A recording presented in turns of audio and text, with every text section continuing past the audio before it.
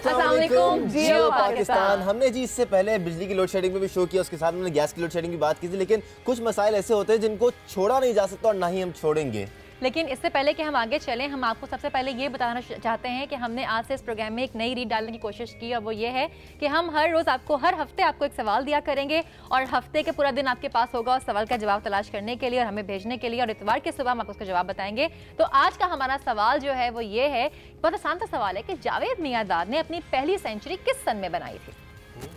ये तो बड़ा इंपॉर्टेंट सा सवाल है। और उस्मा, सवाल यही है ना कि जावेद मियांदाद ने अपनी पहली सेंचुरी किस सन में बनाई जी। अच्छा, इस सवाल का जवाब मुझे तो कम से कम नहीं मालूम, तो शायद मुझे कल तक वेट करना पड़ेगा। ये सीक्रेट जो है ना सिर्फ उस्मा को ही मालूम है। बहरहाल आपको ये बता दें, आप या ऐसी सवाल का आंसर करना है यार, सबके सामने जल्दी पूछो। अच्छा चलो भाई, ऑप्शन तो बता दें। ऑप्शन जनाब हमारे पास हैं। पहला ऑप्शन जब आपको दे रहे हैं, आपके स्क्रीन पर इस वक्त आ रहे होंगे, 1992 या 1976 या 1983। इन तीनों सन जो साल आपके सामने आ रहे हैं, इसमें से जावेद मियांदाद ने पहली सेंचुरी कब बनाई थी? अब तो हमने बहुत ही आसान कर दिया। मजे का सवाल है। हाँ, सवाल बड़ा मजे का। अच्छा ठीक है, आपको बताएं कि आज के शो में आपके लिए क्या क्या है। सबसे पहले हम बताएं आपको, जियो पाकिस्तान में आज आपको देखना होगा कि ये गैस आखिर होती क्या है और क्या ये इतनी नायाब है कि लोगों को सिर्फ झलक दिखलाकर चलती बने।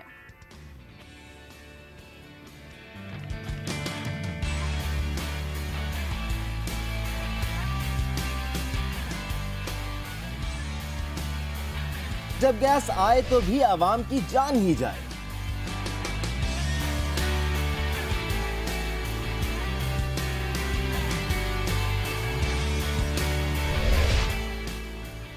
सनतकारों के मसाइल आखिर क्या हैं?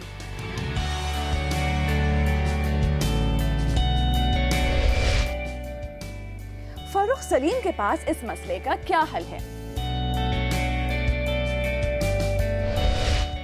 और मिलिए हॉकी प्लेयर सलमान अकबर और रेहान बट से।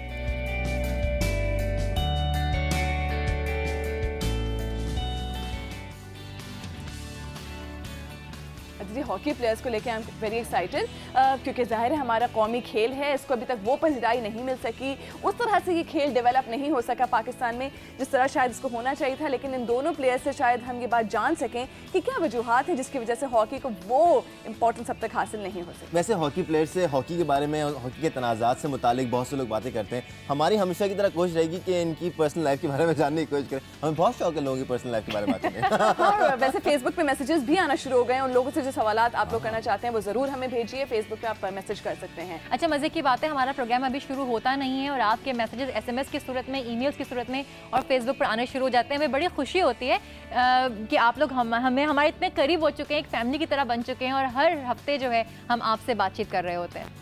बिल्कुल, SMS भी आपके हम तक पहुंच रहे होते हैं। और आज का जो SMS पे हमने आपसे सवाल किया है वो ये है कि गैस लोड शेडिंग से आप कितने मुतासिर हो रहे हैं या होते हैं। मैसेज करने का तरीका बहुत सिंपल है, आपने सिर्फ इतना करना है कि आपने GP लिखना है, एक स्पेस देनी है, अपनी लोकेशन और नाम लिखना है, अपना जवाब लिखना है जो कि सबसे ज़्यादा ज़रूरी है, और उसको भेज देना है 436 पर। अच्छा, बिल्कुल। और इस सवाल के साथ आप ये भी ज़रूर बताएं कि अगर आपको गैस लोड शेडिंग से आप मुतासर हुए हैं तो फिर आपने अपनी ज़िंदगी को किस तरह ढाल लिया है, ये भी एक बड़ा मसला है। क्योंकि हमारे यहाँ अब यही हो गया है कि अब हम कितना भी चिल्लाते रहें, चीखते रहें, मीडिया भी चीखता चिल्लाता रहता है, हर जगह पे यही बात हो रही होती है, लेकिन बहालत मजबूरी आखिर में हमको ही एडजस्ट करना पड़ता है। इसके बाद हम क्या दिखाने वाले हैं? बिल्कुल, इसके बाद हम वीकली न्यूज़ राउंडअप पे नज़र डालते हैं और फ़ौरन से ले चलते हैं आपको वीकली न्यूज़ राउंडअप की तरफ।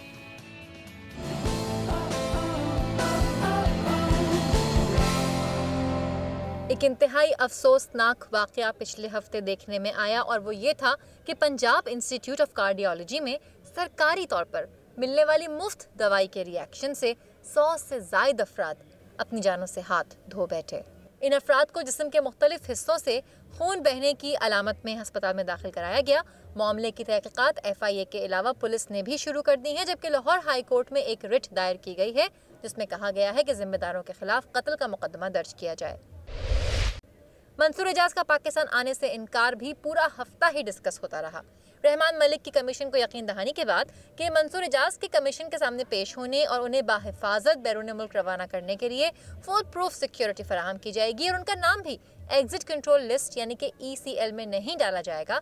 कमीशन ने उनका बयान बैरून मुल्क रिकॉर्ड करने से मुताल्लिक दायर की जाने वाली दरख्वास्तों को मुस्तरद करते हुए उन्हें 9 फरवरी को कमीशन के सामने पेश होने का आखिरी मौका दिया। अब देखना यह है कि वो आते हैं या नहीं। कराची में फायरिंग के एक वाक़े में 3 वकला जाँ बहक हो गए। सुप्रीम कोर्ट बार एसोसिएशन ने इस वाक़े के खिलाफ जुमेरात को मुल्क भर में अदालती कार्रवाई का बायकॉट किया। इलेक्शन कमीशन ऑफ पाकिस्तान का ये बयान भी सामने आया कि सुप्रीम कोर्ट की जानिब से दी गई मोहलत के मुताबिक इंतखाबी फहरिस्तों की तैयारी आइंदा माह की 23 तारीख तक मुमकिन नहीं है। फहरिस्तें मई के आखिर तक बनाई जा सकती हैं। हम आपको याद दिला दें कि सुप्रीम कोर्ट ने इलेक्शन कमीशन को ये हिदायत की थी कि वो 23 फरवरी तक नई इंतखाबी फहरिस्तें मुकम्मल करें और जब तक इंतखाबी फहरिस्तें तैयार नहीं होंगी उस वक्त तक ज़िमनी इंतखाबात ना कराए जाएं।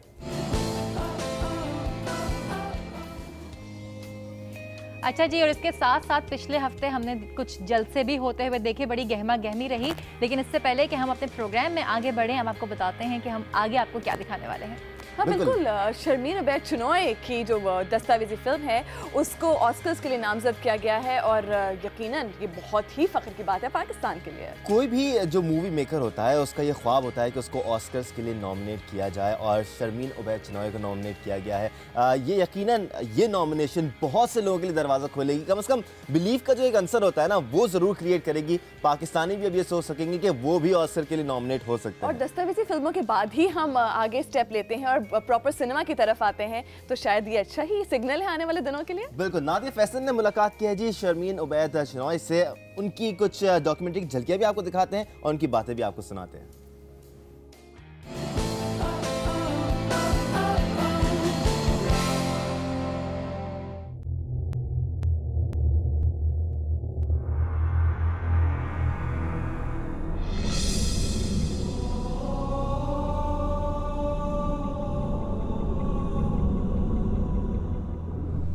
2010 की Pakistan children of the Taliban documentary से पाकिस्तान की पहली एमी अवार्ड याफ्ता फिल्मसाज का दर्जा हासिल करने वाली शर्मीन उबैद चुनॉय के लिए है एक और नया एजाज़।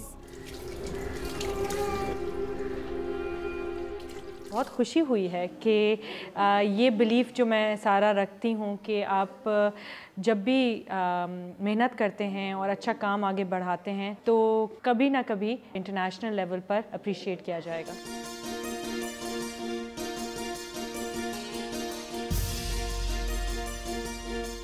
ब्रॉडकास्ट जर्नलिज्म और डॉक्यूमेंट्री मेकिंग के शोबे में कई अवार्ड्स अपने नाम करने वाली शर्मीन उबैद अब बन गई हैं पाकिस्तान की पहली फिल्मसाज जिन्हें ऑस्कर अवार्ड के लिए नामजद किया गया है।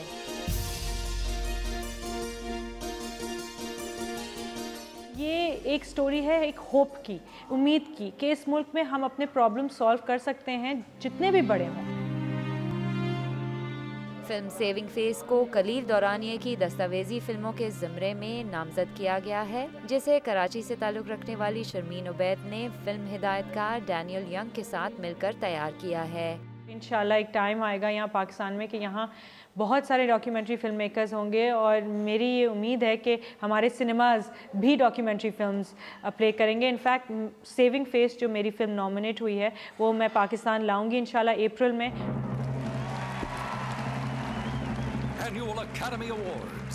दुनिया फिल्म में इंतहाई कदर की निगाह से देखे जाने वाले ऑस्कर अवार्ड का हसूल ही नहीं बल्कि इसकी नामजदगी भी इंडस्ट्री से वाबस्ता अफराद के लिए ख्वाब की हैसियत रखती है। पाकिस्तान के उभरते फिल्म मेकर्स के लिए इस ख्वाब को सेविंग फेस के जरिए हकीकत बनाने वाली शर्मीन उबैद इससे पहले कई आलमी शोहरत याफ्ता फिल्मों की हिदायतकारी कर चुकी हैं। प्रोग्राम जियो पाकिस्तान के लिए कैमरामैन अदनान अली के साथ नादिया फैसल।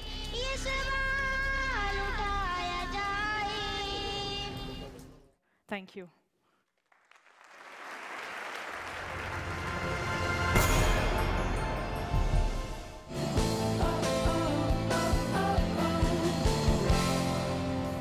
जियो शर्मीन भाई, आपकी नामजदगी तो हो गई है लेकिन हम ये भी दुआ करते हैं कि आपको ये अवार्ड मिल जाए।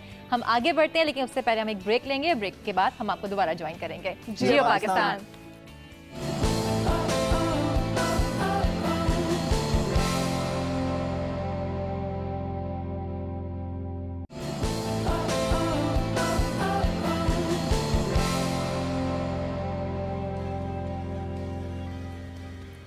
वेलकम बैक जियो पाकिस्तान। आपके मैसेजेस हम तक पहुंच रहे हैं, क्विज भी याद रखिएगा।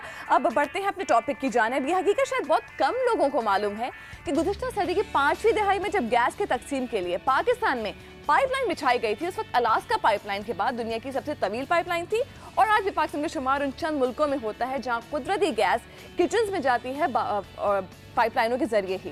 बिल्कुल, वरना दुनिया भर में अगर आप ट्रेंड देखें तो यूरोप समेत दुनिया भर में गैस सिलेंडरों में ये गैस तकसीम की जाती है। तवानाई हो, बिजली और गैस का बहरान सब आपस में एक दूसरे से मुंसलिक है। आमतौर पर तेल, गैस, पानी, हवा, सूरज की रोशनी और जौहरी तरीकों से तवानाई हासिल की जाती है, मगर अफसोस के हम वसाइल होने के बावजूद आज तक पानी, हवा और सूरज की रोशनी से तवानाई के हुसूल को मुमकिन नहीं बना सके। और शायद इन्हीं वजूहात की बिना पर हमारे गैस के ज़खायर जो कि एशिया में 6 नंबर पर होने के बावजूद भी न सिर्फ CNG स्टेशन और शदीद सर्दी में घरेलू सार्फिन के लिए गैस की लोड शेडिंग की जाती है, बल्कि अब तो सूरत हाल ये हो गई है कि गैस और बिजली की लोड शेडिंग के बायस कई सनतें बंद हो गई हैं और इनमें काम करने वाले हज़ारों लोग बेरोजगार हो चुके हैं। आज हम इसी बारे में बात करेंगे और आपकी राय भी शामिल करेंगे, लेकिन इससे पहले कि हम आगे बढ़ें, पहले इस बारे में तैयार की गई एक रिपोर्ट देखते हैं। बुजुर्गों से सुनते हैं कि एक जमाना था जब मुल्क में बिजली और गैस बिला तात्तुल आती थी। अब तो गर्मियों में बिजली गायब और सर्दियों में गैस। मगर गैस का बहरान तो अब इतना बदतरीन हो गया है कि सर्दी हो या गर्मी कोई फर्क नहीं पड़ता। पंजाब में सनतों को गैस की फराहमी यकमुश्त 34 रोज के लिए बंद कर दी गई। उधर घरों में भी गैस ना आने के बराबर, और आती भी है तो रात के उन औकात पे जब गैस का इस्तेमाल वैसे ही नहीं होता। जहां फैक्ट्रियां बंद होने से मुल्क की 40% बरामदात मुतासिर हुई, वहीं लगभग 50 लाख मजदूर बेरोजगार हो गए। मुल्क में गैस की यौमिया पैदावार 4200 MFCFD है, जबकि पंजाब को यौमिया 500 MFCFD चाहिए होती है ताकि सनदों का पहिया चलता रहे, मगर ऐसा ना हो सका। सनदों को 34 दिन बाद सिर्फ 2 दिन के लिए 100 MFCFD गैस दी गई। ऐसे में स्वी नॉर्दर्न का कहना है कि सर्दियों की वजह से गैस की तलब ज्यादा है और सप्लाई कम। हुकूमत कहती है कि तवानाई का ये बहरान उन्हें विरसे में मिला है। अगर ऐसा है तो इस हुकूमत ने अब तक क्या किया? मुल्क में यौमिया 4200 MFCFD गैस पैदा की जाती है, जिसमें से बिजली बनाने वाला शोबा 29%, सनतें 26%, घरेलू सार्फिन 18%, फर्टिलाइजर इंडस्ट्री 18% और ट्रांसपोर्ट सेक्टर 9% इस्तेमाल कर लेता है। वज़ीर पेट्रोलियम कहते हैं कि 2013 तक ये बहरान कुछ कम हो पाएगा। वैसे ये एक डायलॉग हम काफी अरसे से सुन रहे हैं कि ये बहरान इस साल या अगले साल खत्म हो जाएगा। हाँ, ये वादों और जो दावों की कहानी है बड़ी लंबी है। वैसे जो 3 बुनियादी चीजें होती हैं, पानी, बिजली, गैस, ये पाकिस्तान में लग्जरी बन गई है अब तो। अच्छा, वो हम कभी कभी कहीं जाते हैं, वहाँ पे लिखा हुआ होता है कल आपको मुफ्त खाना मिलेगा। आप रोज जाएं, वहाँ पे यही लिखा हुआ है कल मुफ्त खाना मिलेगा। तो ये वही वाली बात है दानिश ने कही कि हम सालों से सुनते चले आ रहे हैं कि जी ये हालात बेहतर हो जाएंगे इस साल या अगले साल, लेकिन वो साल और अगला साल कभी नहीं आता। मुझे तो लग रहा है एक दिन ऐसा आएगा कि दीवारों पे लिखा होगा कल आपके घर गैस आने वाली है। और बिल्कुल, अब दानिश ये तुमने देखा कि सुबह से CNG बंद हो गई 24 घंटों के लिए सिंध में, तो मसला तो जू का तू है। और आप अपनी राय से हमको आगाह करें। फेसबुक पे मैसेजेस आप करना शुरू हो गए, लेकिन गैस के बारे में क्वेश्चंस अभी तक हमारे पास आपके जवाब नहीं पहुंच रहे हैं कि आखिरकार आपने किस तरह से अपना शेड्यूल मैनेज करे हैं जब गैस नहीं आती घरों में। और सनतों का तो हम जानेंगे ही, सनतकार क्या कहते हैं। वो लोग जिनके घरों पे 20-20 घंटे गैस नहीं होती है, उनकी क्या हालत होती है? उसमें आपने कुछ लोगों से बात की थी लाहौर में, उनके क्या तासुरात थे? भाई वो यही कह रहे थे कि रात में गैस आती है। अब हम बच्चों को सुबह अगर स्कूल जाना है, खुद को ऑफिस जाना है, रात में अगर हम ये काम खाना वाना पकाने में लग जाएंगे, दिन में हम बाकी काम किस तरह से करेंगे? और हीटर भी नहीं चलते होंगे यकीनन। तो मज़ीद देख लेते हैं लोगों ने क्या कहा। एग्जैक्टली। हम जब लाहौर आए तो यहाँ पर आकर गैस की और बिजली की लोड शेडिंग ने हमारे भी 14 तबक रोशन कर दिए। हमने कहा जरा चलकर लोगों से भी जानते हैं कि गैस और बिजली की लोड शेडिंग इस शदीद सर्दी में उन्हें कितना मुतासिर कर रही है। बहुत मुतासर करती है। सुबह के टाइम जो है वो सुबह बच्चों ने जाना होता है, नाश्ता तैयार नहीं हो सकता, और सुबह अगर हमने नहाना धोना करना है तो वो नहीं हो सकता। गैस बचाते हैं आप खुद अपने घर में, बिजली बचाते हैं या ज़ाया होती रहती है? बचाना क्या, आए तो बचाएंगे ना, जब आती है तो बचाएंगे कहाँ से? रोटी पकाते हैं, रोटी नहीं होती, सुबह गैस नहीं, रात को लोड शेडिंग, बच्चे पढ़ नहीं सकते। बहुत कार्य बहुत ज्यादा हो रहे हैं। हमको तो खाने को भी तरस रहे हैं, घर के खाने पकाने को भी बाहर से खाते हैं हम लोग। तो मेहरबानी करें को गैस की लोड शेडिंग है जो कम कर दे।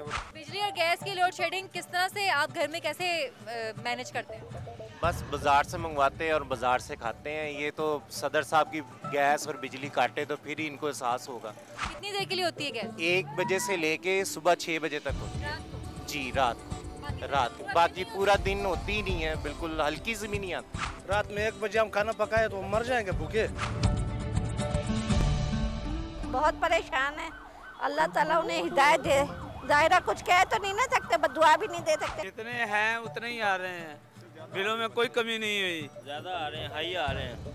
हर गैस का बिल भी ज़्यादा, गैस आती नहीं है, बिजली भी नहीं आती है, बिल ज़्यादा आ रहा है। क्या रात 12 बजे आती है गैस, सुबह 5 बजे चली जाती है। क्या रात को सहरी खा लें तो सारा दिन फाके से रहें, कहाँ से खाएं? हमारे लीडर लोग हैं, हम बेवकूफ़ कौम है जो हमें कह देते हैं, जब भी कब कहते हैं आवाम की ताकत से ये बनाएंगे, लेकिन आवाम को जलील कर देते हैं, आप अपना काम कर लेते हैं। जिसको हर दानश्वर कहता है जमहूरियत जमहूरियत, ये जमहूरियत है, ये जमहूरियत नहीं जुल्म है।